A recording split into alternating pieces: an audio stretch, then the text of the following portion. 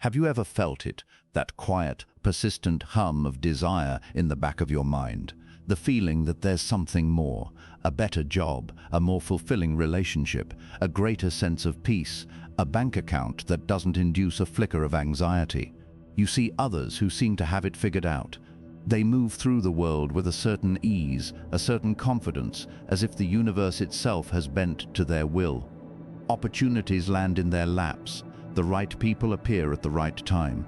They seem, for lack of a better word, to be manifesting everything they want, and you're left wondering what's their secret, what's the missing piece.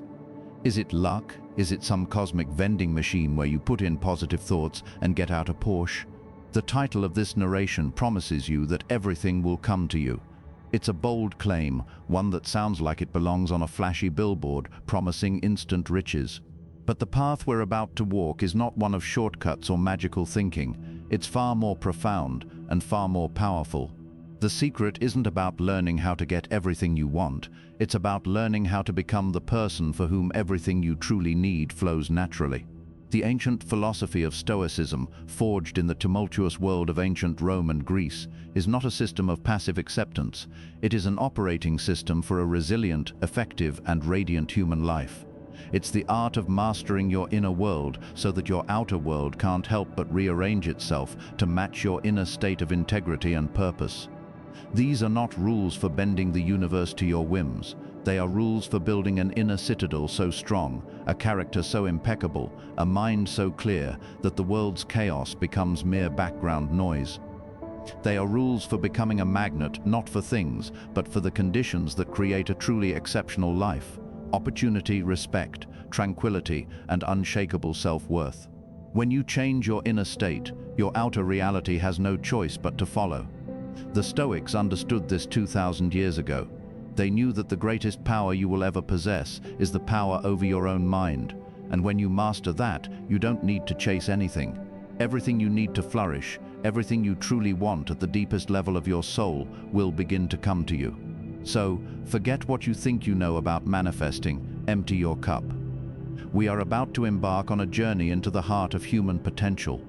These are the 10 Stoic rules that will not just change what you have, but who you are, and in doing so, they will change everything. Rule 1. The rule of control, the dichotomy of your power. Let's begin with the foundational principle upon which all of Stoicism is built. If you internalize only one rule from this entire narration, let it be this one. It is the master key that unlocks all the others.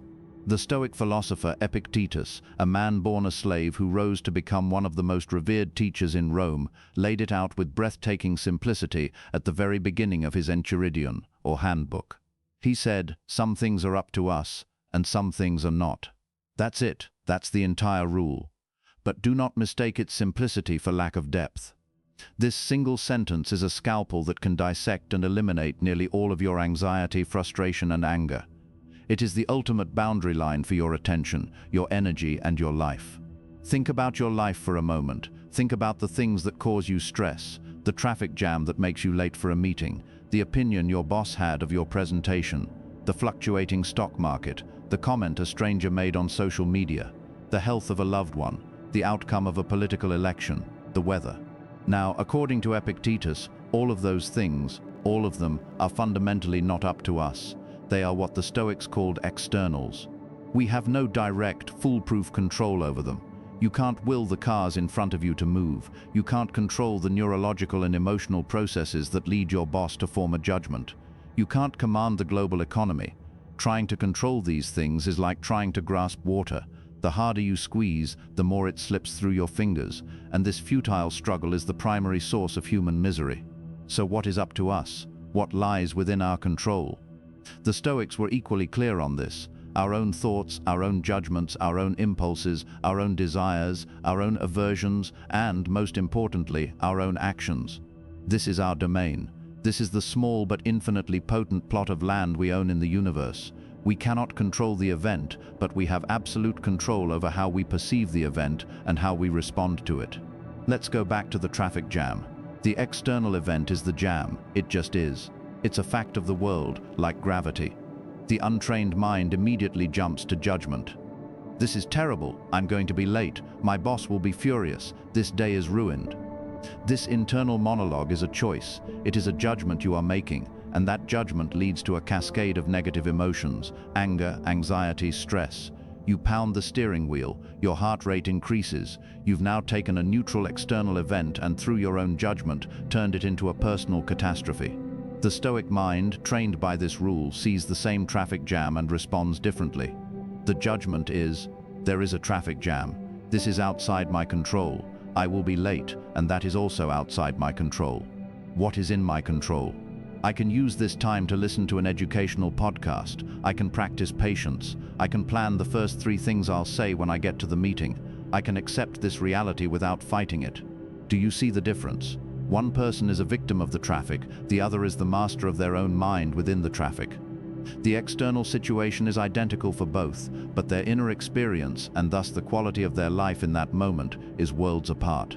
How this rule manifests everything you want. Here is where this ancient wisdom connects directly to the promise of this narration. When you consistently apply the dichotomy of control, you achieve something that most people spend their entire lives chasing. You become incredibly effective. Think about it. Where is the average person's energy going? It's scattered. It's leaking out in 1,000 different directions, all aimed at things they can't control. They worry about what others think. They complain about the economy. They rage against the news. They waste precious mental and emotional bandwidth fighting battles they can never win. They are like a powerful engine with all its horsepower being used to spin its wheels in the mud. When you adopt this rule, you perform an act of radical energy conservation. You take all that wasted power and you redirect it.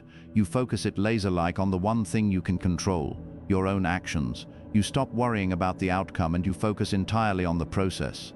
You stop trying to control your boss's opinion and you focus entirely on making your presentation the best it can possibly be. You stop trying to control the market and you focus entirely on your own investment strategy and discipline. You stop trying to control whether someone likes you and you focus entirely on being a person of integrity and kindness. This shift is seismic. By focusing only on what you can control, your effort, your character, your choices, you become a powerhouse of productivity and peace. You produce better work. You build stronger relationships based on authenticity, not on people-pleasing. You make wiser decisions, and as a natural consequence of this focused, virtuous action, the results you want begin to show up. You get the promotion, you build the successful business, you attract loyal friends, not because you wished for them, but because you became the kind of person who earns them. You stopped chasing the butterflies and started building a garden, and once the garden is built, the butterflies come on their own. Practical application. The 2 circles exercise. To make this rule tangible, I want you to perform a simple but profound exercise. Take a piece of paper and draw 2 large circles. Label the inner circle in my control and the outer circle out of my control. Now, for the next 10 minutes, fill them in. Be ruthlessly honest. In the out of my control circle, write down everything you worry about on a daily basis. Other people's opinions of you, the weather, traffic, the past, the future, the economy, your reputation, whether someone else will keep their promise. In the in my control circle, write down what is truly yours, your beliefs, your judgments, your choices, your actions, your words, your effort, your integrity, your response to whatever happens. Look at this paper. This is your map to a tranquil life. Your entire job from this day forward is to spend 99% of your time and energy operating exclusively within that inner circle. When you find your mind drifting into the outer circle, as it inevitably will, you must gently but firmly guide it back. Say to yourself, "This is not my concern is here," and point back to your actions, your choices, your character. Master this one rule, practice it daily, watch your life. You will notice a subtle but powerful shift. The noise of the world will fade, your focus will sharpen, your anxiety will subside, and you will have laid the unshakable foundation for a life where everything you truly need will begin to find its way to you. Rule 2. The rule of negative visualization. The power of anticipating loss. This rule sounds at first glance deeply pessimistic. Why would anyone want to spend their precious time thinking about bad things? Isn't the key to happiness to focus on the positive? The Stoics would argue that this is a naive and dangerous approach. They proposed a practice they called premeditatio malorum, which translates to the premeditation of evils. It is the disciplined practice of imagining the worst-case scenarios. This is not about dwelling on doom and gloom. It is not about cultivating fear. It is, paradoxically, one of the most effective tools for building profound gratitude and resilience. It is the psychological equivalent of a vaccine. A vaccine introduces a small, weakened version of a virus into your body so that your immune system can learn to fight it, making you stronger and immune to the full-blown disease. Negative visualization does the same for your mind. By imagining the loss of the things you value, you inoculate yourself against the shock and devastation should that loss ever actually occur. The great Stoic statesman and playwright Seneca was a huge proponent of this. He advised that we should set aside a few days each month to live in poverty, to eat simple food, to wear coarse clothes, not as a punishment, but as a practice, to remind ourselves that the simple things are all we truly need, and that all the luxuries we enjoy are on loan from fortune. He wrote, "He is a very foolish man, who, when he has had a narrow escape, starts to feel confident and forgets the danger he has just been in." The modern world is full of such people. We have a roof over our heads, food in the fridge, and a device in our pocket that connects us to all of human knowledge, yet we complain about the Wi-Fi being slow or our coffee not being hot enough. We have come to take our incredible good fortune for granted, and this sense of entitlement is a fragile foundation for happiness. Negative visualization shatters that illusion. It forces you to confront the impermanence of everything. The practice in action. Let's try it right now. Think of something you deeply cherish. It could be your home, your partner, your health, your job, your child. Now, for just a moment, imagine it gone. Not in a morbid, obsessive way, but as a clear, objective mental exercise. Imagine your home is destroyed in a fire. Imagine you receive news that your partner is leaving. Imagine you get a diagnosis from your doctor that changes everything. Sit with that feeling for a moment. Feel the sting, the hollowness in your chest, the panic. Now, open your eyes, look around you. If you're in your home, see the walls, the furniture, the light coming through the window. If your partner is in the next room, hear their movements. Feel the breath in your own lungs. What do you feel? If you did the exercise honestly, you are feeling an overwhelming wave of gratitude. The simple, ordinary fact that your home is still standing, that your partner is still here, that you are still breathing, becomes a miracle. The mundane is transformed into the miraculous. This is the gift of negative visualization. It doesn't make you pessimistic, it makes you a profound appreciator of the present moment. We do this instinctively with things of immense value. When we hold a newborn baby, we are often struck with a simultaneous fleeting fear of losing them. This fear doesn't diminish our love, it deepens it. It makes us cherish the moment more intensely. Negative visualization is simply the conscious, disciplined application of this instinct to every area of our lives. How this rule manifests everything you want. How does this practice of imagining loss help you get what you want? It works on multiple levels. First, it destroys the tyranny of the more. The constant desire for bigger, better, more is a source of perpetual dissatisfaction. It keeps you trapped in a state of wanting, never arriving. By regularly practicing the loss of what you already have, you retrain your brain to see the immense wealth you already possess. You shift from a mindset of scarcity to a mindset of abundance. An abundant mind is a creative and generous mind, not a desperate one. Desperation repels opportunity, abundance attracts it. Second, it makes you anti-fragile. When you have already rehearsed the worst-case scenario in your mind, you are no longer afraid of it. If you lose your job, your mind doesn't shatter into 1,000 pieces of panic.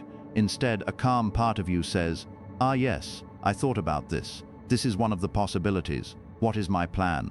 You are not knocked off your feet, you are prepared. You are resilient. This resilience allows you to navigate life's inevitable setbacks without losing momentum.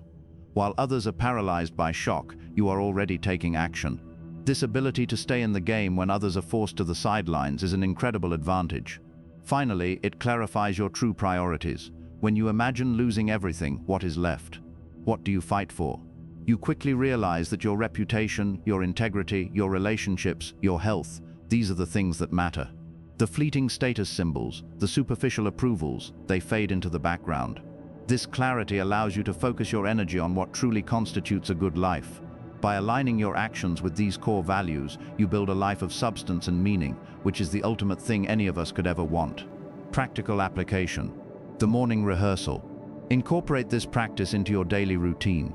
It doesn't need to be a long, morbid ritual. Just 5 minutes each morning is enough.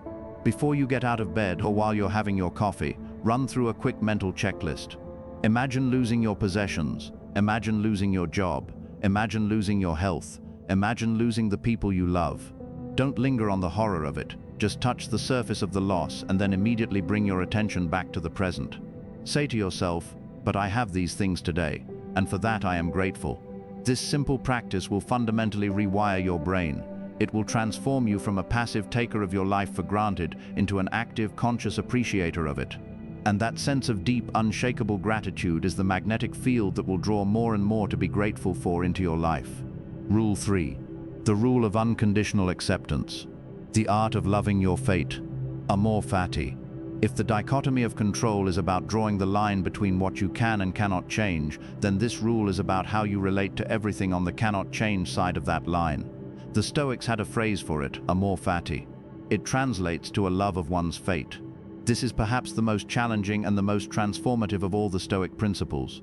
It is one thing to tolerate what happens to you, to endure it with a stiff upper lip. It is another thing entirely to love it, to embrace it, to see every single event, whether it appears to be a blessing or a curse, as something to be welcomed and integrated into your life story.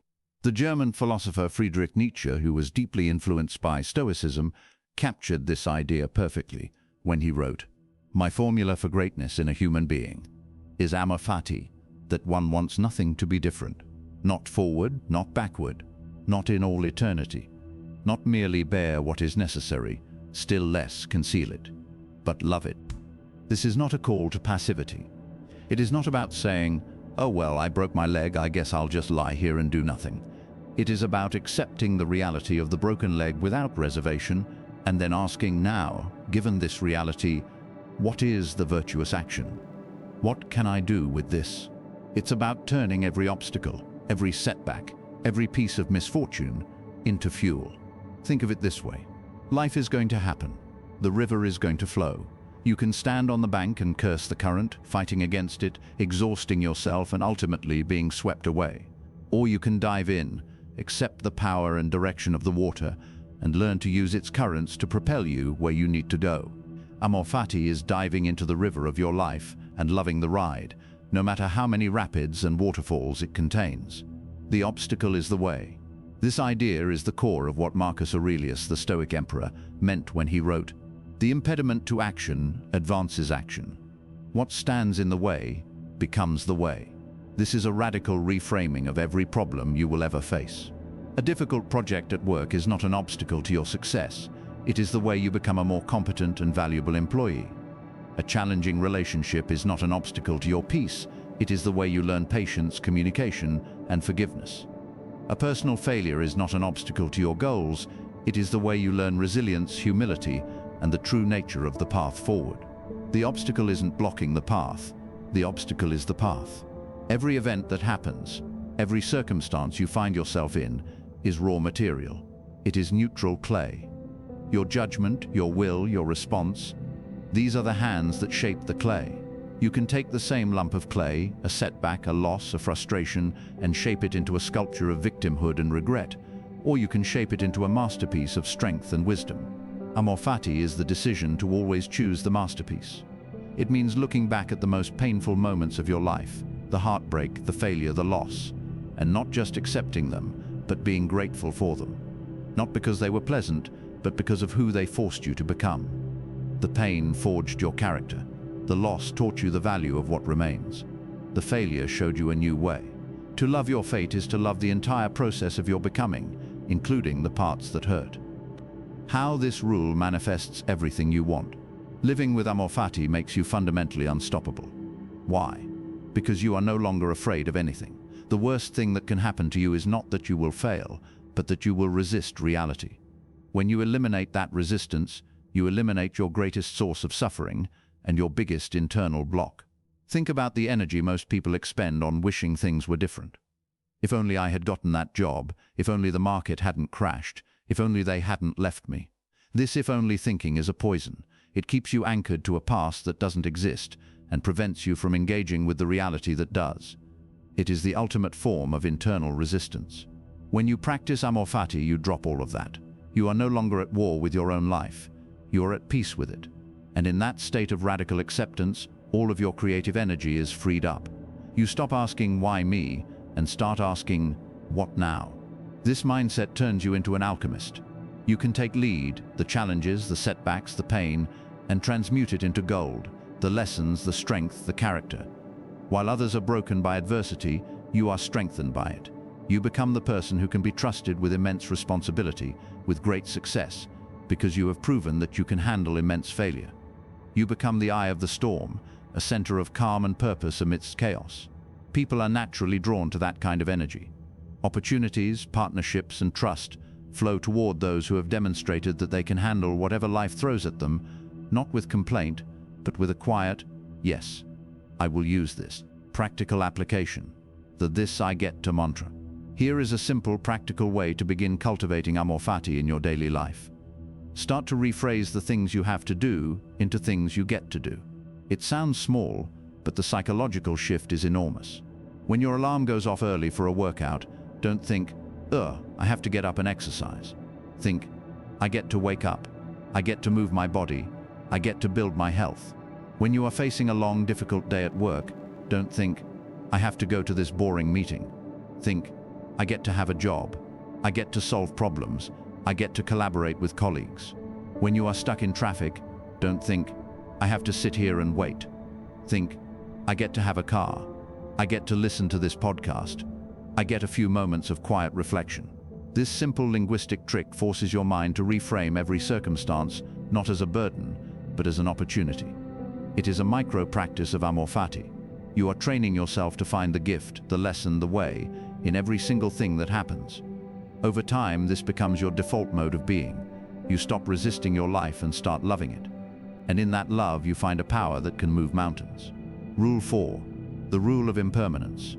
Remember you will die, Memento Mori. This is the rule that most people associate with Stoicism, and often with a sense of morbid dread. Memento Mori. Remember you will die. It sounds like a dark, depressing mantra to live by, but for the Stoics it was the ultimate source of motivation, clarity, and joy. In our modern culture, we do everything we can to hide from death.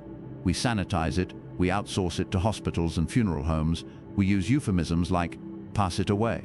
We live as if we have an infinite amount of time, and this illusion of permanence is the single greatest cause of procrastination, of wasted potential, of living a life that is not truly our own. The Stoics, by contrast, kept death at the forefront of their minds, not as a source of fear, but as a tool for living. Marcus Aurelius wrote to himself, "You could leave life right now. Let that determine what you do and say and think." He wasn't saying this to be morbid, he was saying it to sharpen his focus. If this were your last day on earth, would you really spend your time worrying about that petty argument? Would you gossip? Would you scroll mindlessly through social media? Or would you pour your love into the people who matter? Would you work on that project you've been putting off? Would you go outside and feel the sun on your face? Memento Mori is the ultimate perspective giver. It cuts through the trivial and the meaningless with the sharp edge of our own mortality. It reminds us that our time is the most precious, non-renewable resource we have, the great equalizer. Contemplating death has a powerful leveling effect. It reminds us that all the things we strive for, status, wealth, fame, are ultimately temporary and, in the grand scheme of things, not what matter. The emperor and the slave both end up in the same place. The only thing that endures is the impact we had, the character we built, the love we gave. Seneca advised that we should study death always. He said, "Rehearse your death every day. He who has learned how to die has unlearned how to be a slave." When you are no longer afraid of the ultimate loss, the loss of your own life, you become free from all other fears. The fear of losing your job, of losing your reputation, of losing your money, they all shrink in comparison. This doesn't mean you become reckless, it means you become courageous. You are willing to take the risks, to have the difficult conversations, to pursue the audacious goals, because you recognize that the greatest risk of all is reaching the end of your life, filled with regret for the things you didn't do. Memento Mori is not about being obsessed with the end, it's about being obsessed with the now. It's about realizing that this moment, this one, right here, is all you are guaranteed. It's about living with a sense of urgency, purpose, and profound gratitude for the simple, staggering fact of your own existence. How this rule manifests everything you want. Living with an awareness of death is the most powerful productivity hack and the most profound source of happiness you will ever find. First, it forces you to define what you truly want. When you are confronted with your finitude, the superficial desires fall away. You are forced to ask the big questions. What is my purpose? What kind of person do I want to be? What legacy do I want to leave? The answers to these questions are your true north. Once you have that clarity, your actions become aligned with your deepest values. You stop chasing shiny objects and start building a life of meaning. And a life of meaning is a life that feels abundant and fulfilling, regardless of external circumstances. Second, it cures procrastination. The voice of procrastination always says, "I can do it tomorrow." The voice of Memento Mori whispers back, "But what if there is no tomorrow?" This isn't meant to induce panic, but to inspire action. It encourages you to start now, to make the call, to write the first page, to have the conversation, to take the first step. People who get things done, who build things, who create change, are people who understand that time is short. They don't wait for the perfect moment, they make the moment perfect by acting. Finally, it deepens your capacity for joy. When you truly grasp that every conversation, every meal, every sunset with a loved one could be your last, you stop taking them for granted. You become fully present. You listen more deeply. You love more fiercely. You appreciate the beauty in the mundane. This is not a sad existence, it is an intensely vibrant one. It is the difference between looking at a photograph of a meal and actually tasting it, savoring it, and being grateful for it. This heightened sense of penance and appreciation is the very essence of a life well lived. It makes you a source of light and warmth for others, and people are irresistibly drawn to that. Practical application. The deathbed perspective. To make this rule real for you, try this powerful visualization exercise, which you can do once a week or whenever you feel yourself getting lost in trivialities. Find a quiet place where you won't be disturbed. Close your eyes and take a few deep breaths. Now, project yourself to the end of your life. Imagine you are on your deathbed. Your body is weak, but your mind is clear. You are looking back on the life you have lived. See the key moments, the triumphs, the failures, the relationships, the choices. Now, ask yourself these questions from that perspective. Did I love the people who mattered to me? Did they know it? Did I live with courage and integrity? Did I use my talents and pursue my passions? Did I make a positive impact, even in a small way? What do I wish I had spent more time doing? What do I wish I had spent less time worrying about? Let the answers wash over you. Feel the clarity and the wisdom of your future self. Then, bring yourself back to the present moment. Open your eyes. The person on the deathbed isn't someone else. It's you. And the advice they would give you is the most important advice you will ever receive. Live your life today in a way that your future self, looking back, would be proud of. Keep that perspective close. Let it guide your choices. Let it be the filter through which you decide what is important and what is not. Remember, you will die, and let that memory be the fuel for a life that is so fully and authentically lived that everything you truly want will find its way to you. Rule 5. The rule of objective judgment. See things as they are. We live our lives under the tyranny of our own impressions. We don't react to the world as it is, we react to the story we tell ourselves about the world. This gap between reality and our interpretation of it is the breeding ground for almost all of our negative emotions. The Stoics identified this as a critical error in thinking and dedicated a huge part of their philosophy to correcting it. This rule is about learning to separate an event, an impression, from the judgment we place upon it. Epictetus was adamant about this. He said, "It's not things that upset us, but our judgment about things." A classic example he used is that of a ship's captain encountering a storm. The storm itself is an indifferent natural event. It is not bad, it just is. A rookie captain might judge the storm as a terrifying catastrophe, a sign of the universe's hostility, and be paralyzed by fear. An experienced Stoic captain sees the same storm and judges it as a challenge to be navigated, an opportunity to demonstrate his skill. He feels a healthy sense of concern, which prompts him to take action, trim the sails, batten down the hatches. But he is not emotionally devastated by the wind and the waves. The storm is the same. The captain's judgment is what creates the difference between panic and purposeful action. This happens to us all day, every day. Your colleague walks past you in the hallway without saying hello. Impression. A person walked by me in silence. Judgment 1. The story. He's ignoring me. He must be angry with me. I must have done something wrong. People don't respect me. This judgment leads to feelings of anxiety, insecurity, and resentment. Judgment 2. The objective view. He walked by me. He might be preoccupied. He might not have seen me. He might be having a bad day. His silence is a neutral event about which I have insufficient data. This judgment leads to nothing. You just continue with your day, your peace of mind intact. The event was identical. Your judgment created your entire emotional reality.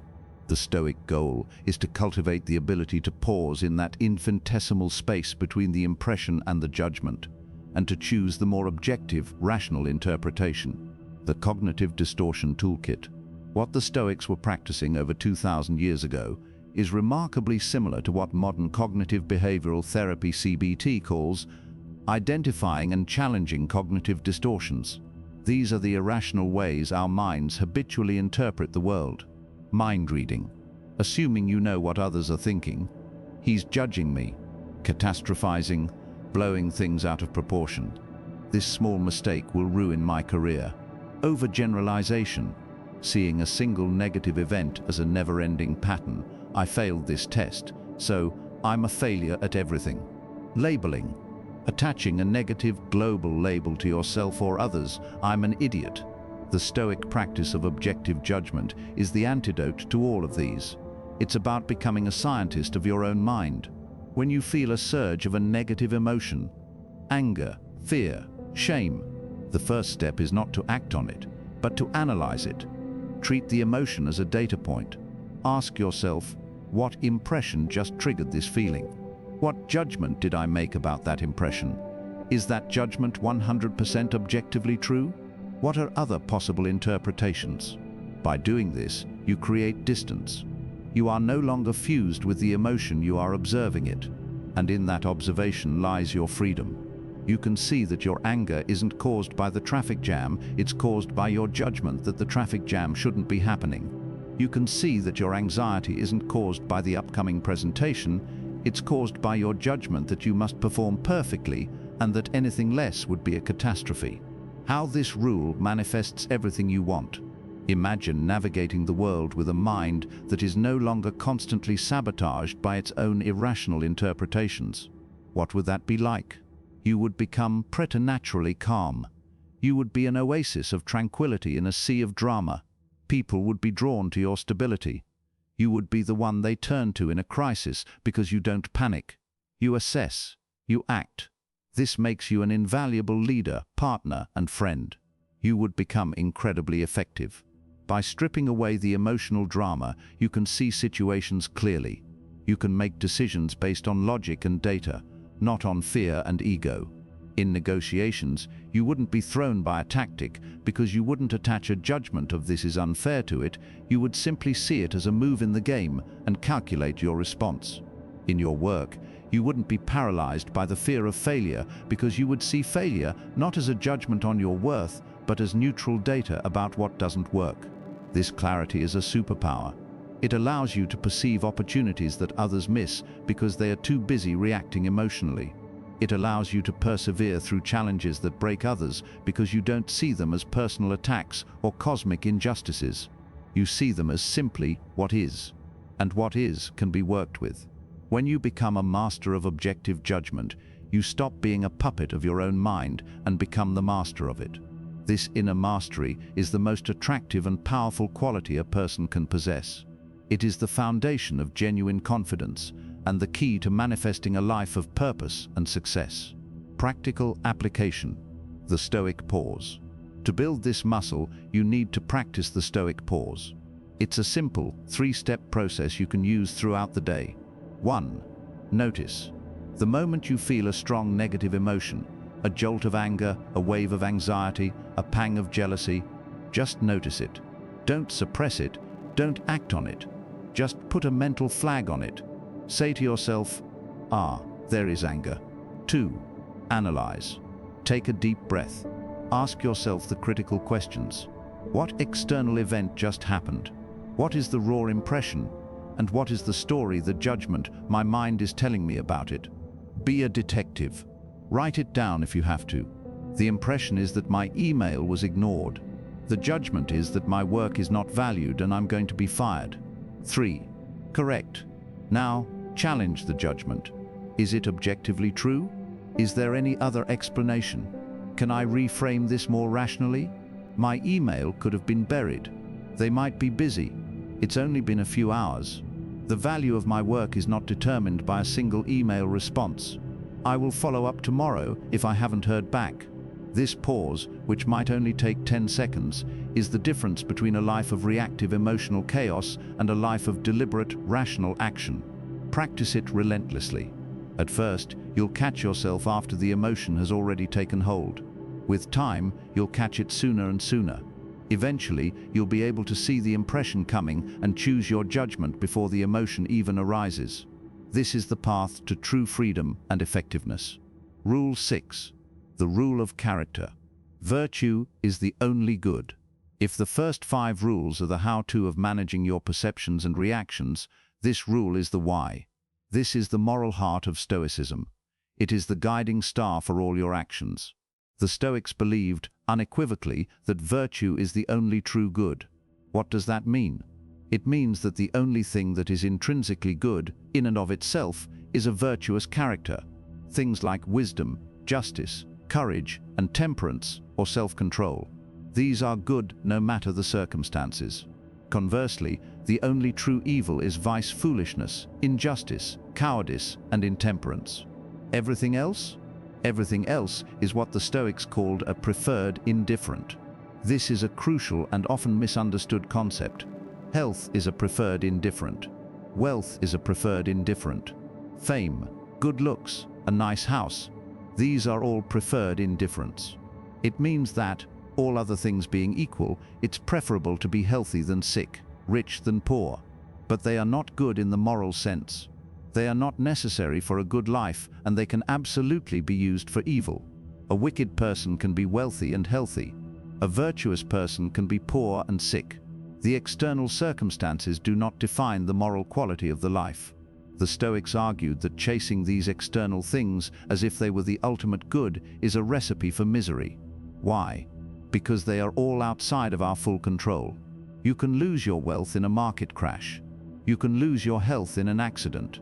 If your happiness is tethered to these things, you will always be fragile, always at the mercy of fortune. But your character, your virtue, that is 100% within your control. No one can take your courage from you. No one can force you to be unjust. No one can make you a fool without your consent. Therefore, building a virtuous character is the only secure path to a good life. It is the one thing that can never be taken away. The 4 Stoic virtues. The Stoics typically broke down virtue into 4 core categories. Think of them as the 4 pillars of your character. 1. Wisdom. This is not about being a book-smart academic. It is about practical wisdom. The ability to navigate complex situations with good judgment, to see what is truly important, to distinguish what is in your control from what is not, and to act with reason and logic. It's the master virtue that guides the others. 2. Justice. This is about your relationship with others. It means treating others with fairness, kindness, and respect, even when they don't deserve it. It's about fulfilling your social duty, contributing to the human community, and understanding that we are all part of a larger whole. It is acting for the greater good, not just for your own self-interest. 3. Courage. This is not just the physical courage of a soldier. It is the moral courage to do the right thing, even when it is difficult, unpopular, or frightening. It is the courage to face your fears, to endure pain and hardship without complaint, and to stand by your principles in the face of pressure. 4. Temperance. This is the virtue of self-control and moderation. It is the ability to govern your desires and aversions. It's not about asceticism or denying yourself all pleasure.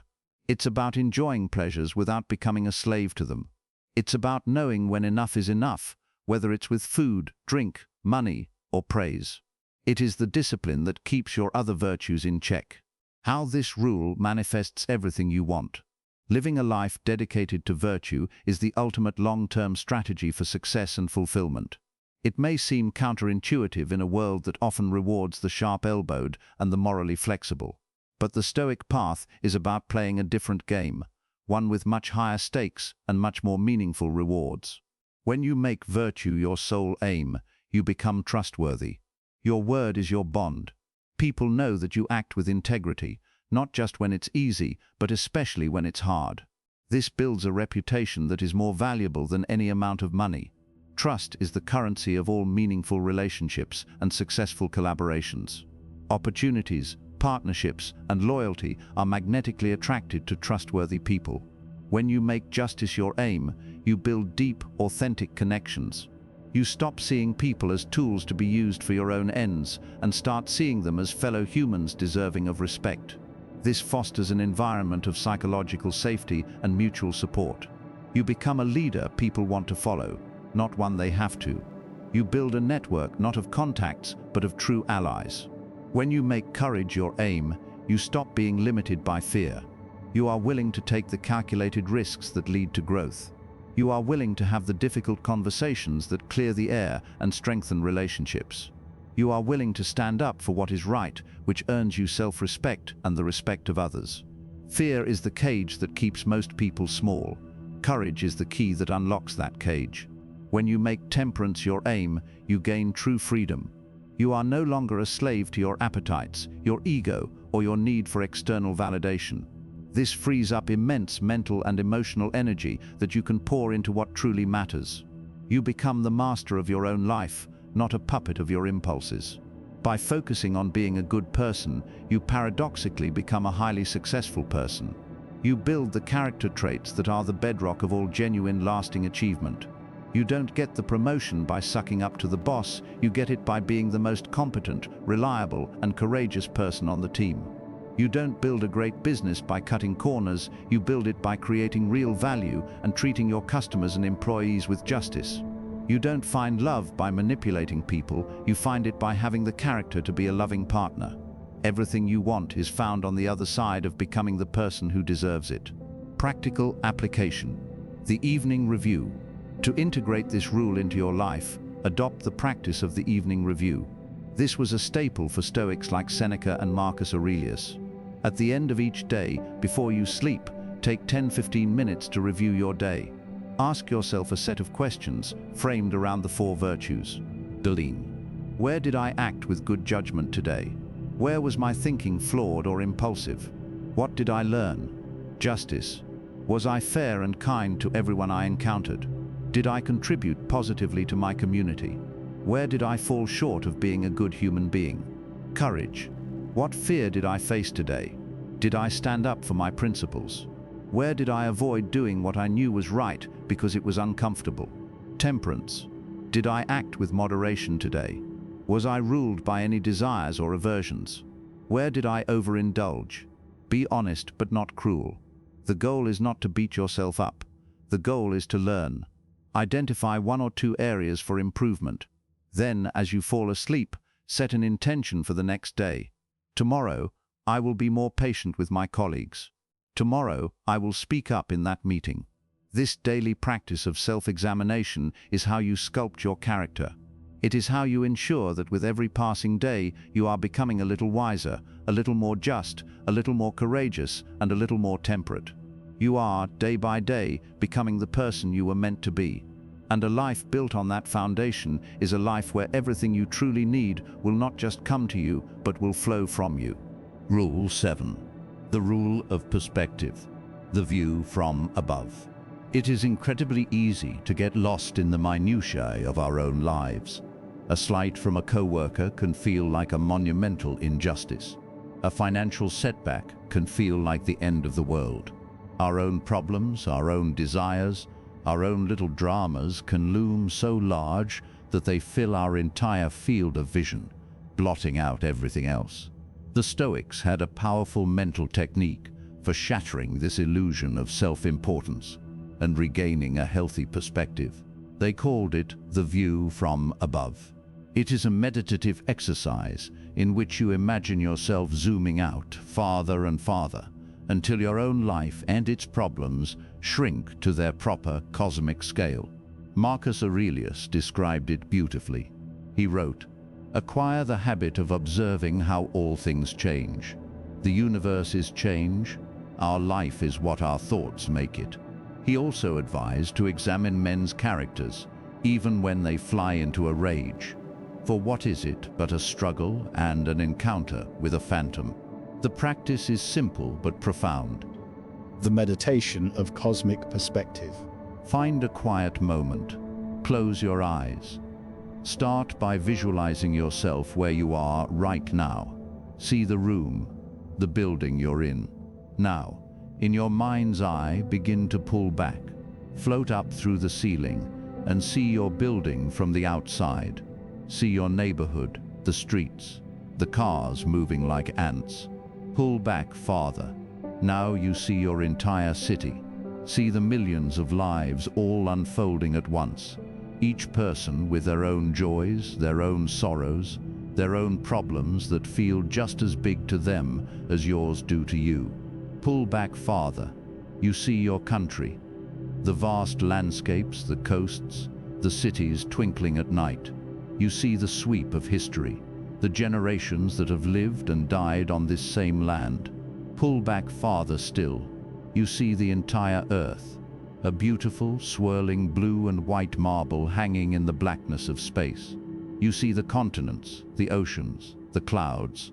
All of human history, all of our triumphs and tragedies have taken place on the surface of this tiny sphere. Pull back farther. You see the solar system. The Earth is just one of several planets, all circling a single star, which is just one of billions in our galaxy. Pull back until you see the entire Milky Way galaxy, a vast spiral of 400 billion stars. And then pull back one last time to see the countless galaxies stretching out into the unimaginable infinite expanse of the cosmos. Now, in the face of this cosmic scale, think about your problem, the argument you had, the worry about your reputation, the anxiety about your finances. How big does it seem now? It doesn't disappear, but it shrinks. It is put in its proper place. You see it for what it is, a tiny, fleeting event in the grand, indifferent, and magnificent theater of the universe. The two benefits of the view from above. This practice provides two immense psychological benefits. First, it diminishes the ego. Our problems feel so large because our sense of self is so inflated. We believe our personal dramas are of cosmic importance. The view from above is a powerful antidote to this narcissism. It reminds us that we are a small part of a much larger whole. This is not demeaning, it is liberating. It lifts the weight of the world off your shoulders. You don't have to have it all figured out. You don't have to be perfect. You are just one brief, beautiful spark in an endless fire. Second, it fosters a sense of connection and common humanity. When you zoom out and see the billions of other people on the planet, you realize that you are not alone in your suffering. Everyone is dealing with something. Everyone is fighting their own hard battle. This cultivates empathy and compassion. It makes you less likely to be angry at the person who cut you off in traffic, and more likely to feel a sense of shared humanity with them. It makes you less focused on your own petty grievances and more focused on how you can contribute to the whole. How this rule manifests everything you want. Living with this expanded perspective makes you a wiser, calmer, and more effective person. When you are not constantly thrown off balance by every minor setback, you have a consistency of purpose that others lack. You become a steady hand on the tiller. People will trust you because your judgment is not clouded by emotional overreactions. You can see the big picture, which is a rare and invaluable skill in any leader or entrepreneur. This perspective also makes you more courageous. When you are less afraid of damaging your reputation, of looking foolish, of failing, you are free to take the bold actions necessary for growth. You realize that in 100 years, no one will remember your embarrassing moment or your failed business venture. What will matter is whether you lived with courage and integrity. This frees you to pursue audacious goals without the paralyzing fear of what others might think. Finally, it makes you a source of peace for others. In a world full of people who are frantic and stressed, consumed by their own small worlds, the person who has access to the view from above is a sanctuary. They bring a sense of calm and perspective into every room they enter. This makes you a natural leader, a trusted advisor, a cherished friend. People are drawn to those who can help them see beyond their own immediate problems. By regularly zooming out, you paradoxically become more effective at zooming in. You can engage with the tasks at hand with greater focus and presence, because you are no longer carrying the crushing weight of cosmic significance on your shoulders. You are free to simply do the work, be kind, and live your one small, precious life to the fullest. And in that freedom you find the space to create, to connect, and to attract the life you were meant to live. Practical application. The 60-second zoom out. You don't need a 20-minute meditation to practice this.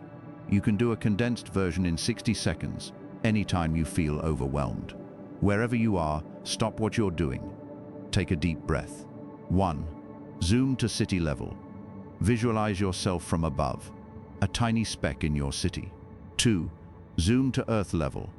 See your city as a tiny dot on the planet Earth. 3. Zoom to solar system level. See the Earth as a small planet orbiting the Sun. 4. Zoom to galaxy level. See the Sun as one of billions of stars in the Milky Way. 5. Return and refocus. Take one more deep breath and bring your awareness back to the room and the task in front of you. Do this a few times a day, before a stressful meeting, when you get bad news, when you feel your ego flaring up. This quick mental reset is all it takes to put things back in perspective, to shed the unnecessary emotional weight, and to re-engage with your life from a place of calm, centered clarity. Rule 8. The rule of connection. We are all part of a whole sympathia. One of the most persistent and damaging myths about Stoicism is that it's a cold, detached, individualistic philosophy. The image of the Stoic as a man alone on a mountaintop, immune to feeling, is a complete fabrication. In reality, the Stoics were deeply social and community-oriented. Their philosophy is built on a profound sense of connection to all of humanity. They had a word for it: sympathia. It translates to fellow feeling, mutual affinity, or interconnection. It is the foundational Stoic concept that we are all rational social creatures, woven from the same fabric, existing as parts of a single, interconnected organism or cosmos.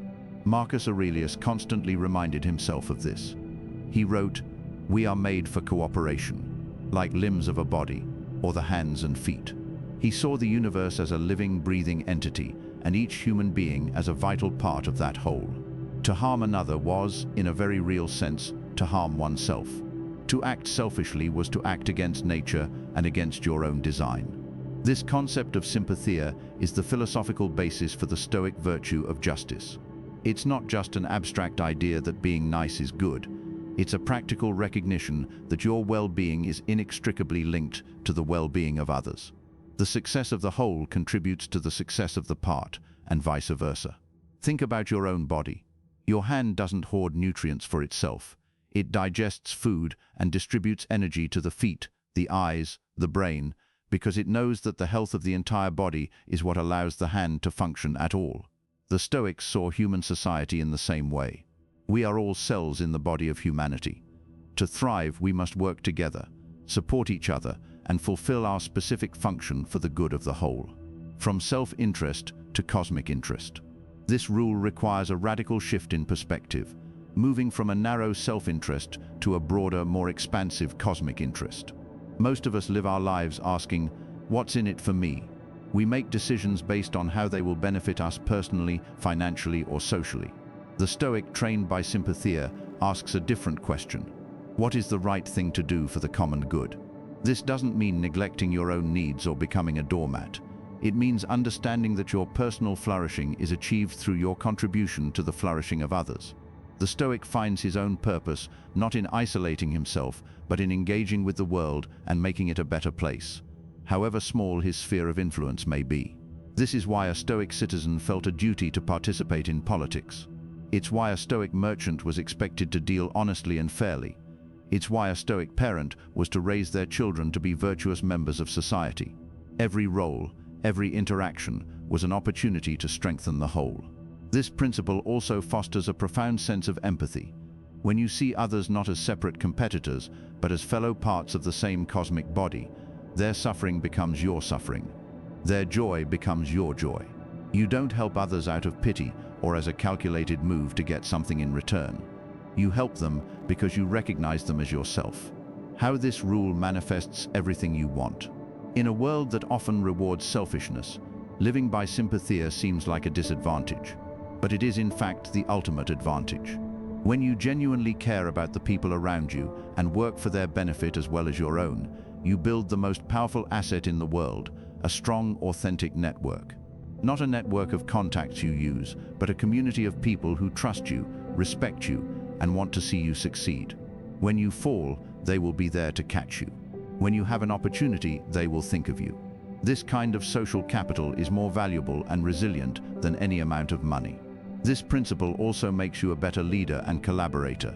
A leader who embodies sympathia doesn't see employees as cogs in a machine to be exploited for profit. They see them as whole people with their own hopes and dreams, and they see their role as creating an environment where everyone can thrive. This kind of leadership inspires incredible loyalty, creativity, and productivity. It creates a team that is more than the sum of its parts, a team that can achieve extraordinary things.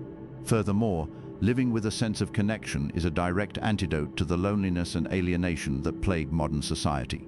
When you feel like you are part of something bigger than yourself, you gain a sense of purpose and belonging that is deeply fulfilling. This inner fulfillment is not dependent on external validation. It comes from your contribution, from your connection.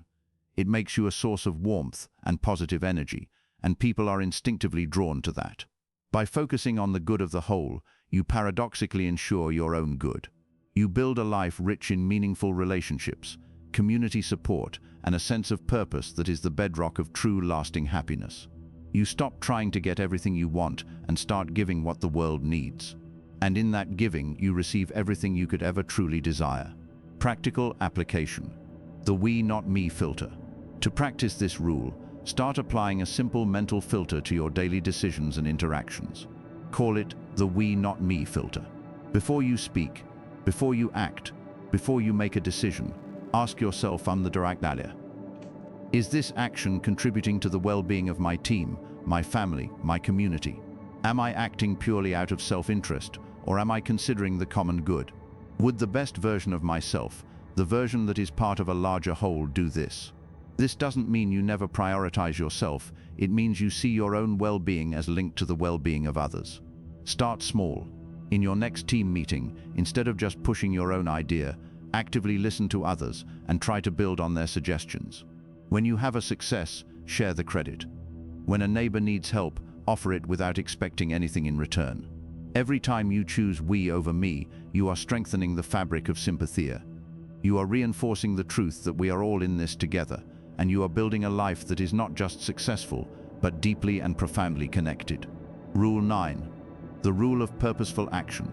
Act with deliberation, the reserve clause. So far, we have focused a great deal on the inner world, our judgments, our perspectives, our character. But Stoicism is not a philosophy of passive contemplation. It is a philosophy of action. The inner work is meaningless if it doesn't translate into virtuous behavior in the real world. This rule is about bridging that gap. It's about how to act in a way that is both effective and tranquil. The Stoics developed a brilliant tool for this, which is often referred to as the reserve clause. In Latin, it's hypomnema. It's a small mental caveat that you attach to your plans and actions. The reserve clause is essentially this: I will do X, fate permitting.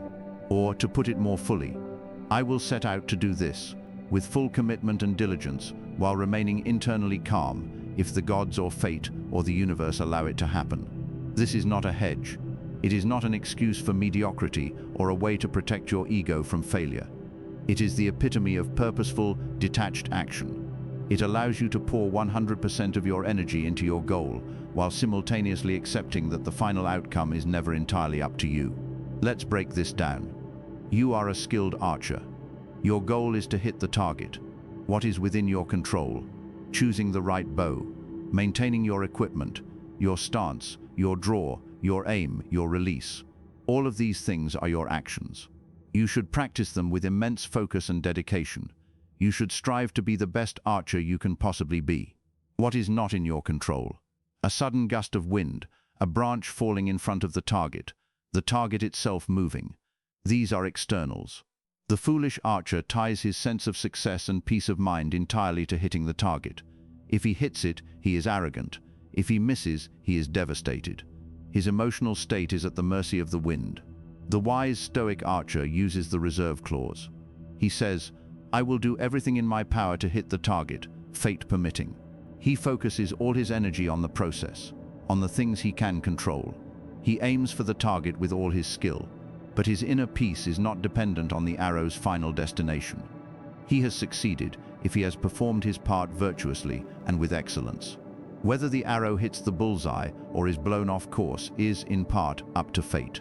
This mindset allows you to be ambitious and tranquil at the same time.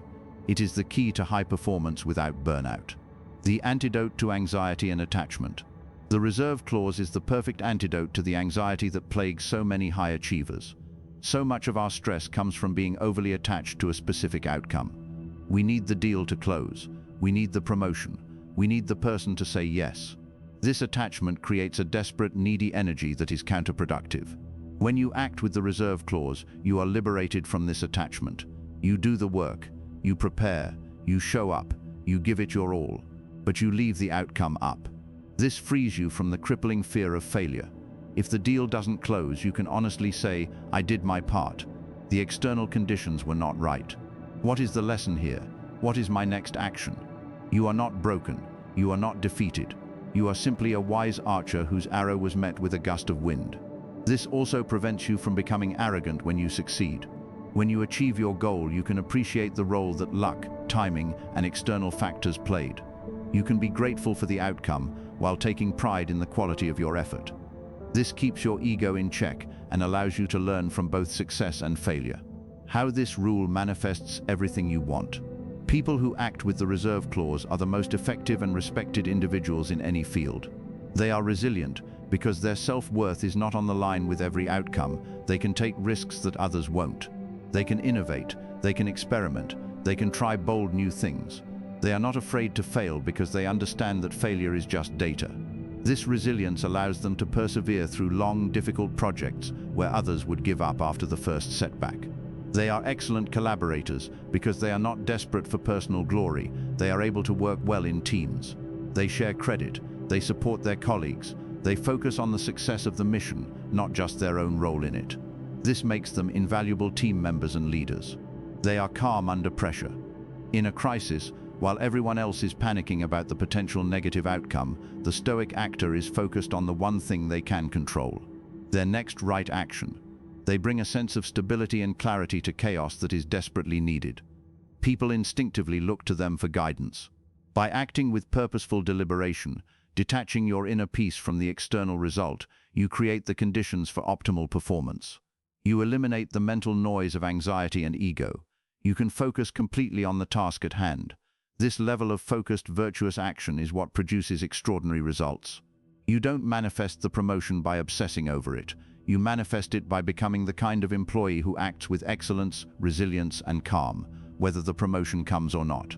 And that kind of person is, inevitably, the one who gets the promotion. Practical application. The if-then action plan. To practice this, reframe your goals using the structure of the reserve clause. Take a goal you have. Let's say it's, "I want to launch my new website by the end of the month." Now reframe it. "My plan is to complete all the design, content, and technical work to the best of my ability, working diligently every day to be ready for a launch by the end of the month, fate permitting." This isn't just wordplay. It changes your entire psychological relationship to the goal. Your focus shifts from the stressful, uncontrollable outcome, launch by the 31st NEG, to the controllable process, do my best work today. Now, create an if-then plan for potential obstacles, which is a practical application of the reserve clause. If my developer gets sick, then I will research backup freelancers. If the copy is not ready, then I will launch with the core pages and add the rest later. If a technical bug delays me, then I will use the extra time to work on my marketing plan.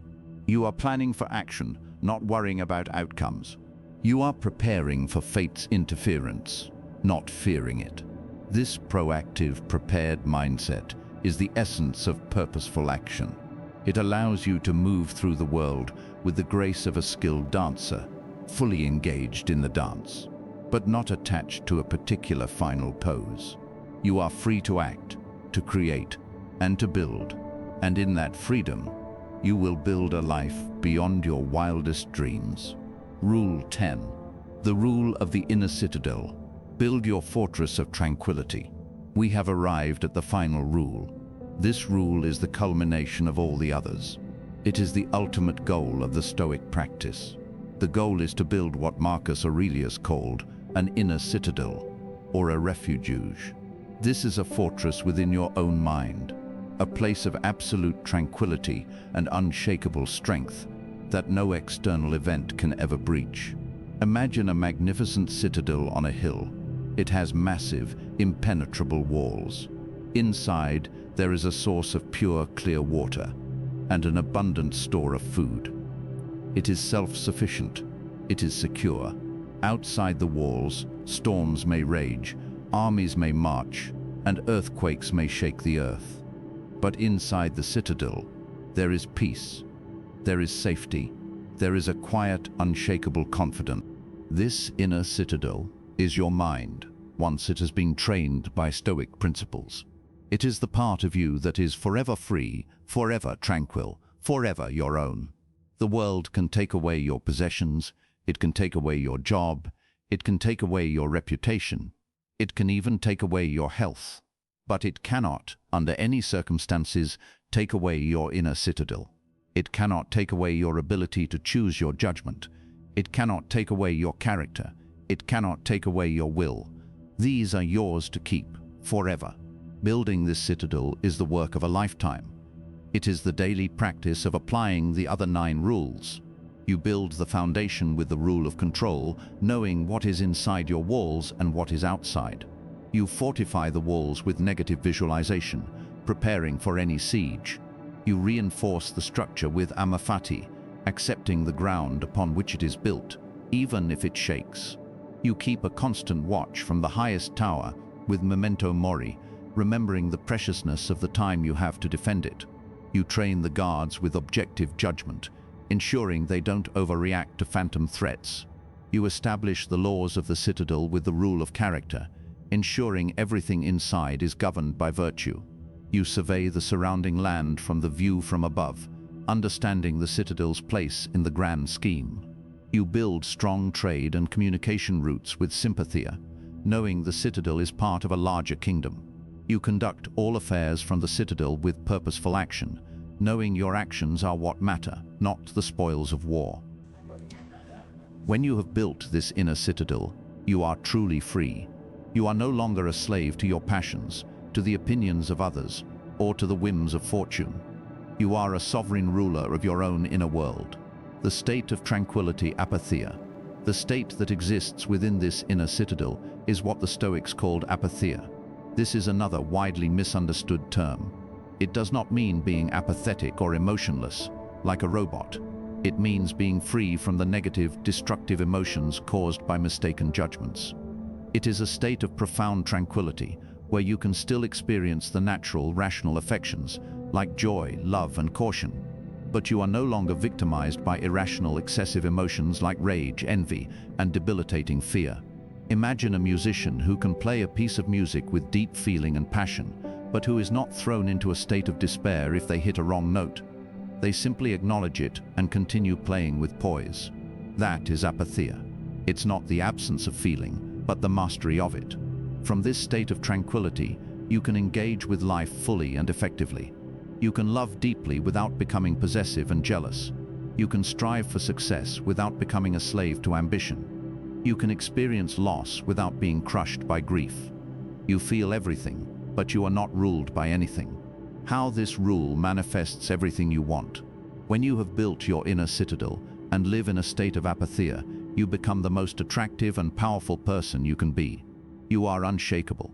In a world of constant change and chaos, you are a source of stability. People will be drawn to your calm. They will trust you because they know you are not reactive or volatile. You become a natural leader, a safe harbor in any storm. You are radiant. The peace that shines from you is a light that others can feel. It is not a gloomy, detached peace, but a vibrant, engaged tranquility. It is the peace of someone who is comfortable in their own skin, who knows their own worth, and who has nothing to prove. This quiet confidence is infinitely more compelling than loud arrogance. You are truly free, and freedom is the ultimate manifestation. When you are free from the need for external validation, you can pursue your true passions. When you are free from the fear of loss, you can take the risks required for growth. When you are free from the tyranny of your own emotions, You can use all of your energy to create, to build, and to love.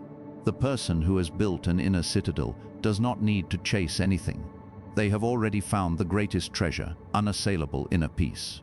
And from that place of wholeness, they naturally attract the external circumstances that reflect their inner state. They attract meaningful work, deep relationships, and profound joy. They don't get these things because they manifested them, but because they became the kind of person for whom these things are the natural consequence of a life well lived. Practical application. The daily retreat. Your inner citadel is not a metaphor. It is a real place you can go to. You must practice visiting it every day. This is your daily retreat. It can be 5 minutes or 20. Find a quiet space. Close your eyes. Visualize your citadel in as much detail as you can. What are the walls made of? What does the inner courtyard look like? What is the source of your strength inside? This is your sanctuary. Whenever you feel stressed, overwhelmed, or angry throughout the day, you can take a 30-second mental break. Close your eyes and visualize yourself stepping inside those walls. Feel the chaos of the outside world fade away. Feel the peace and strength return. This daily practice is how you keep the citadel well maintained. It is how you remind yourself that you have this unshakable place within you, no matter what is happening outside. It is the final, most important rule, to always have a home to return to within yourself. Conclusion. Becoming the magnet. We have journeyed through 10 powerful rules. We have learned to control what we can control, to prepare for the worst, to love our fate, and to remember our own mortality. We have learned to see things as they are, to build our character, to zoom out and see the big picture, to connect with others, and to act with purposeful detachment. And finally, we have learned to build an inner citadel of unshakable peace. These are not 10 separate tricks. They are 10 facets of a single brilliant diamond, the Stoic art of living. They form an integrated system for mastering your inner world, so that your outer world can't help but rearrange itself to match your inner state of virtue and purpose. The title of this narration promised that everything will come to you. I hope you now understand the profound truth behind that promise. It is not a promise of a cosmic vending machine. It is a promise of cause and effect at the deepest level of human existence. You do not get the life you want by wishing for it. You get the life you are worthy of. You become worthy of a great life by becoming a great person. You become a person of immense character, unshakable tranquility, and focused action. You become a person who is not a victim of circumstance, but a master of it. You become a person who is a source of strength, wisdom, and warmth for everyone around you. When you become that person, you don't need to chase opportunities. Opportunities seek you out. You don't need to manipulate people into liking you. People are naturally drawn to your integrity. You don't need to desperately grasp at happiness. Happiness is a natural byproduct of a life lived with purpose and virtue. The world doesn't respond to your wants, it responds to who you are. So the final step is not to go out and get everything. The final step is to go out and become everything. Become the master of your judgments. Become the architect of your character. Become the calm in the center of the storm. Become the person who has built an inner citadel so strong that nothing and no one can ever disturb your peace. This is the work. It is the hardest work you will ever do, and the most rewarding. Do it consistently. Practice these rules not as a chore, but as a joyful path to freedom. And watch with a calm and patient heart as everything you truly need to flourish, everything you truly want, at the deepest level of your soul, begins to come to you. The world doesn't give you what you want. It gives you who you are. Now, go and be someone magnificent.